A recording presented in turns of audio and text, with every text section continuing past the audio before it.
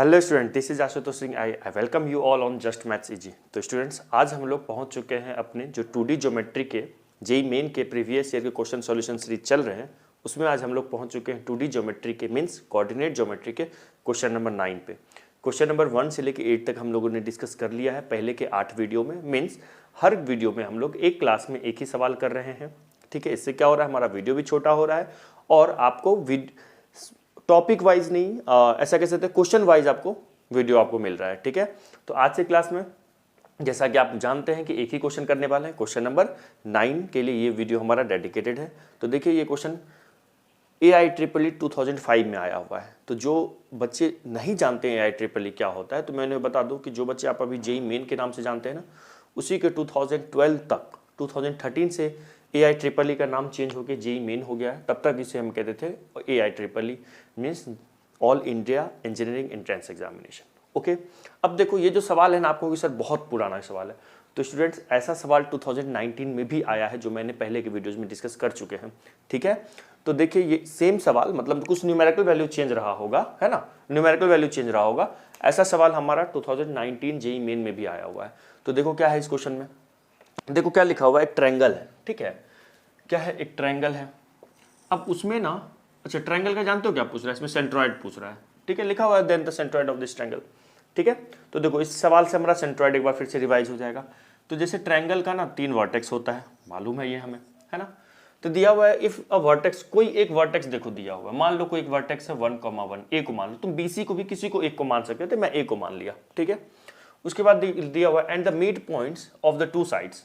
अच्छा, अब कौन से 2 साइड का मिड पॉइंट दिया हुआ है, यहाँ पे 3 साइड है ना, तो किसी 2 साइड का मिड पॉइंट, इसमें वो वाले साइड लेने हैं जो इस वर्टेक्स से पास कर रहा है। ऐसा इसीलिए क्योंकि लिखा हुआ है if the mid points of the 2 sides through this vertex, through this vertex मतलब जो इस वर्टेक्स ए से पास कर रहा है ना, उसी 2 साइड का। देखो आप साइड AB और साइड BC का भी ले सकते थे मिड पॉइंट, लेकिन मुझे BC का मुझे नहीं लेना है, AB और AC के लिए लेना है। ऐसा इसीलिए क्योंकि सवाल में ही लिखा हुआ है कि if a vertex of a triangle is 1,1 and the mid point of the 2 sides through this vertex. Through this vertex का मतलब है इस वर्टेक्स से जाने वाला जो 2 साइड है उसका मिड पॉइंट दिया हुआ है।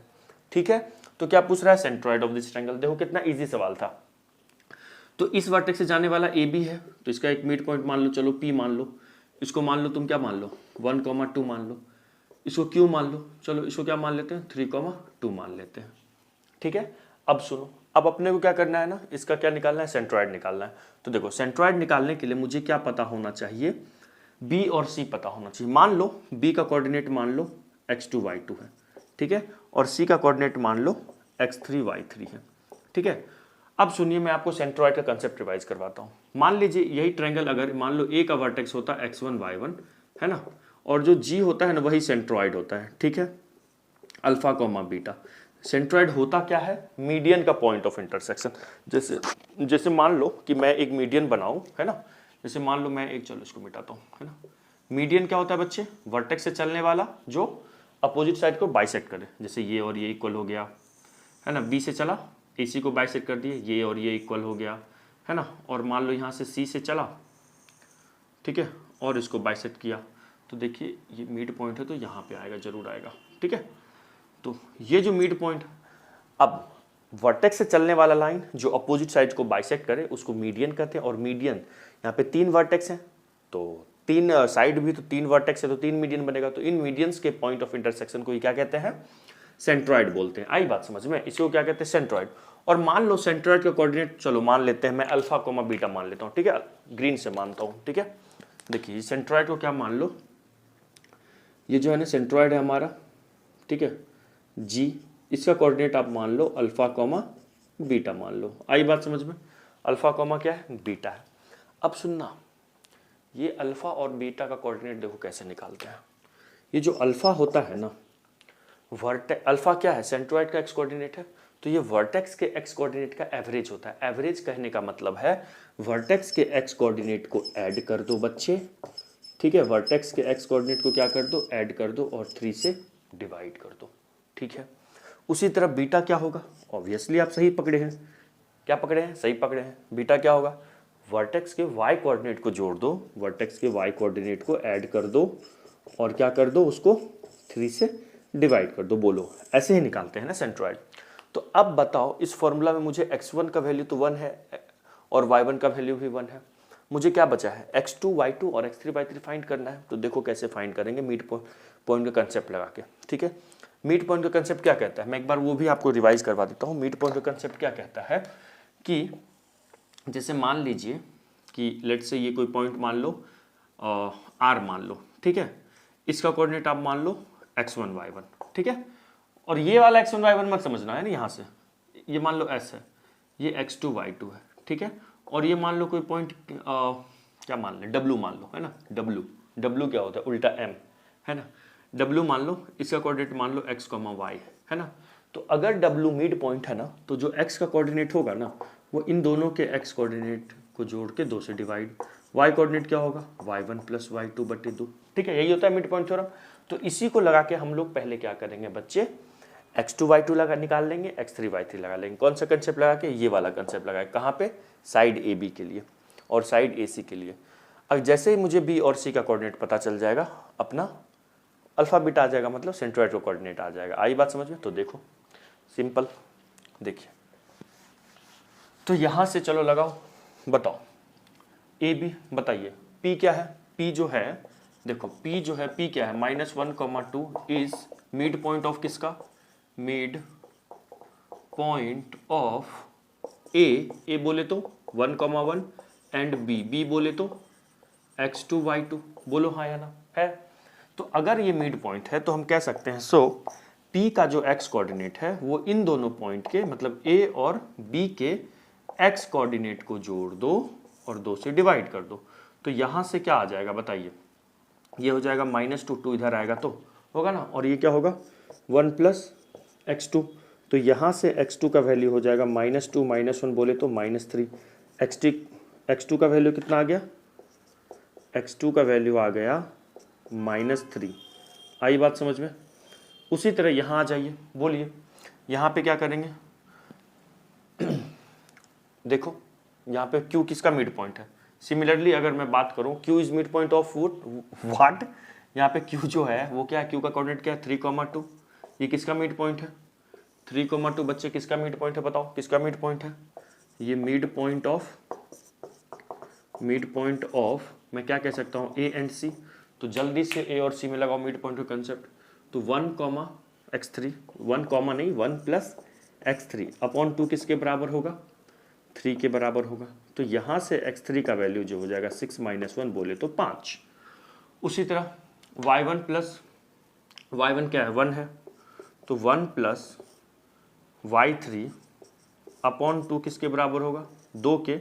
इसको आप जब सॉल्व करेंगे तो y 2 2 4 और इधर से 1 जाएगा तो क्या हो जाएगा 3, ठीक है। तो ये वाला कोऑर्डिनेट क्या आ गया, x2 आ गया -3 और y2 कितना आ गया 3। आ रही है बात समझ में, x2 क्या आ गया एक मिनट मैंने क्या किया, मैंने अच्छा बच्चे मैंने इसका x कोऑर्डिनेट निकाल दिया ना।